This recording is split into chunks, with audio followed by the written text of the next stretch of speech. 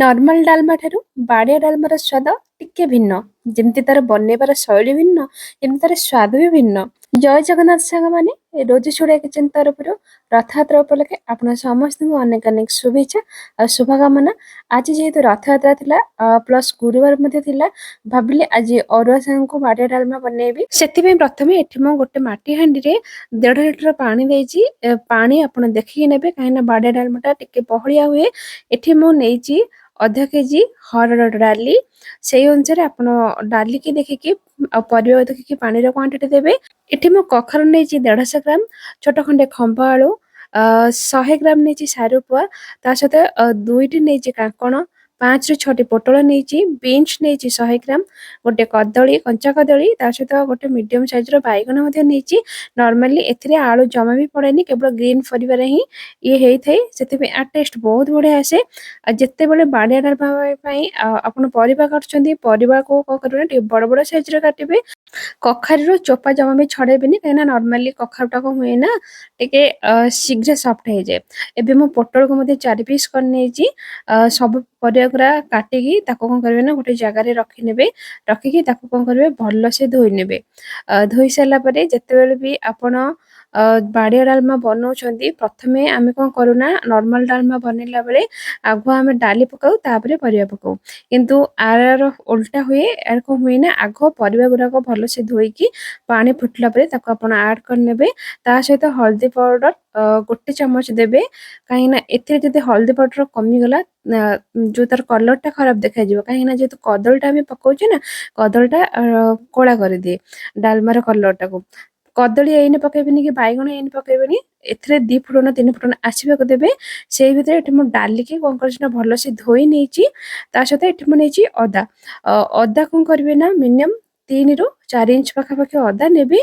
ଅଦାକୁ ଭଲସେ ଚୋପା ଛଡେଇକି ତାକୁ ଧୋଇକି ଗୋଟେ ଗ୍ରାଇଣ୍ଡର ଜାରରେ 3ଟି କଞ୍ଚା ଲଙ୍କା ତା ସହିତ ଅଦାକୁ ଆଡ କରିକି ଆମେ ତାକୁ ହାଫ କ୍ରସ୍ କରିଦେବା। ମାନେ କଣ କରିବେ ନା ପାଣି ଦେବେନି, କେବଳ କ୍ରସ୍ ହିଁ କରିବେ। ଆପଣ ଚାହିଁଲେ ହେମଦସ୍ତାରେ ମଧ୍ୟ କରିପାରିବେ, କିନ୍ତୁ ଇଜି ହୁଏ ବୋଲି ମୁଁ ତାକୁ ଗ୍ରାଇଣ୍ଡରରେ କରିଦେଇଛି। ଏବେ ଦେଖନ୍ତୁ ସେଇପଟେ ସେଇ ସମୟରେ କଣ ହେଇଛି ନା ଏପଟେ ଆମର 3ଟା ବଏଲ ଆସିଗଲାଣି। ଏବେ ଯୋଉ ଆମେ ଡାଲିଟାକୁ ଧୋଇକି ରଖିଥିଲେ ତାକୁ ଆମେ ଆଡ କରିବା। ତା ସହିତ ଯୋଉ ଆମେ ଗ୍ରାଇଣ୍ଡିଙ୍ଗ କରିକି ରଖିଥିଲେ ଅଦା, ତାକୁ ମଧ୍ୟ ଆମେ ଆଡ କରିବା। ସ୍ୱାଦ ଅନୁସାରେ ଲୁଣ ଏଇ ସମୟରେ ଆପଣ ଆଡ କରିନେବେ। ଲୁଣ ଆପଣ ଦେଖିକି ନେବେ, କାହିଁକି ନା ଆଗକୁ ଆମର ପରିବା ପକେଇବାର ଅଛି, ତେଣୁକରି ଲୁଣ ଦେଖି ସେଇ ଅନୁସାରେ ନେବେ। କଭର କରିନେବେ। ସେଇ ଭିତରେ ଏଠି ମୁଁ ଗୋଟେ ବାଇଗଣ ତା ସହିତ କଞ୍ଚା କଦଳୀକି ଟିକେ ବଡ ବଡ ସାଇଜର କାଟିକି ହଳଦୀ ପାଣିରେ ପକେଇ ଦେଇଛି, କାହିଁକି ନା ଶୀଘ୍ର କଳା ପଡିଯାଇଥାଏ ବାଇଗଣ ପ୍ଲସ କଦଳୀ। ତାକୁ କଣ କରିବେ ନା ପାଣିରୁ ଛାଣିକି ଯେତେବେଳେ ଆପଣଙ୍କର ଡାଲିଟା ଆପଣ ଦେଖନ୍ତୁ ଏଇ ଟାଇପର ଡାଲିଟା ସିଝିଥିବ, ମାନେ ଡାଲିଟା ଆପଣଙ୍କର କଣ ହେଇଥିବ ନା ଜଷ୍ଟ ଟିକେ ସିଝିଥିବ, ପୁରା ସିଝି ନଥିବ, ଜଷ୍ଟ ଟିକେ ସିଝିଥିବ। ଆପଣ ଦେଖିପାରୁଥିବେ ଏଇ ଟାଇପର ଯେତେବେଳେ ଡାଲିଟା ଆପଣଙ୍କର ସିଝିଥିବ, ସେଇ ସମୟରେ କଣ କରିବେ ନା ଆପଣ ଯୋଉ ବାଇଗଣ ପ୍ଲସ କଦଳୀକି ରଖିଛନ୍ତି ତାକୁ ଆପଣ ଆଡ କରିବେ। କାହିଁକି ନା ଆମର ଯୋଉ ବାଡ଼ିଆ ଡାଲମାଟା ନର୍ମାଲି ଆମର ଜମା ବି ଫିଟେନି, ଦରଦରା ରୁହେ। ତେଣୁକରି ସେଇ ଅନୁସାରେ ଆମକୁ ଡାଲି ଜମା ବି ଫିଟି ନଥିବ, ଟିକେ ଜଷ୍ଟ ମାନେ ଡାଲିଟା ଟିକେ ଜଷ୍ଟ କଣ ହେଇଥିବ ନା ସିଝି ଯାଇଥିବ।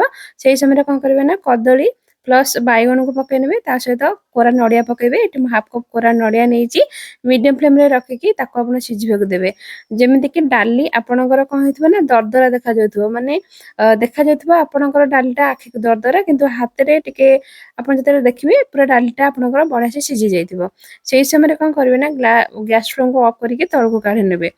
ଏବେ ଆମେ ଦେବା ଏଥିରେ ଛୁଙ୍କ। ଛୁଙ୍କ ଦେବା ପାଇଁ ଏଠି ମୁଁ ଗୋଟେ ତଡକା ପ୍ୟାନରେ 2 ଚାମଚ ଦେଶୀ ଘିଅ ଘିଅ ନିଶ୍ଚିନ୍ତ ଭାବରେ ଆଡ କରିବେ। ଟେଷ୍ଟ ଆଉ ବାସ୍ନା ବହୁତ ବଢିଆ ଆସିଥାଏ। ତା ସହିତ 4ରୁ 5ଟି ଶୁଖିଲା ଲଙ୍କା, ଗୋଟେ ବଡ ଚାମଚ ଏଠି ମୁଁ ନେଇଛି ପଞ୍ଚ ଫୁଟଣ, ଆଉ ଜଷ୍ଟ ଟିକେ ହେଙ୍ଗୁ ସେଥିରେ ଆପଣ ଆଡ କରିନେବେ।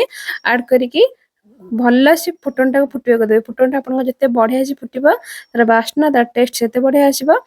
ହାଣ୍ଡିରେ ଦେଇ ସାରିଲା ପରେ ତାକୁ କଣ କରିବେ ନା କଭର କରିଦେବେ। ମିନିମମ୍ 1 ମିନିଟ ପାଖାପାଖି ଆପଣ କଭର କରିକି ରଖିବେ, ଯେମିତିକି ତାର ଯୋଉ ବାସ୍ନାଟା ବାହାରକୁ ନଯିବ। ସେଇ ଭିତରେ ଆମେ କଣ କରିବା ନା ମସଲା ରେଡି କରିବା।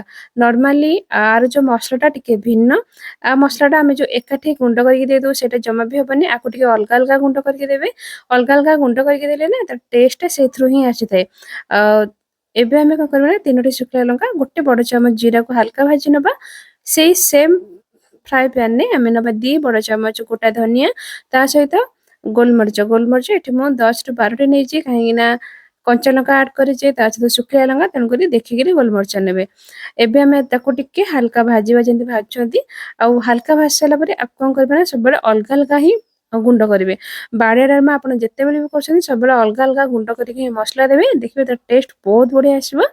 ଏବେ ଆମେ ଆକୁ ମିକ୍ସ କରିନେବା 1 ମିନିଟ୍ ପରେ। ମିକ୍ସ କରିସାରିଲା ପରେ ତାପରେ ଆମେ ଯୋଉ ମସଲାଟା ଗୁଣ୍ଡ କରିକି ରଖିଛେ ତାକୁ ଆମେ ଆଡ୍ କରିବା।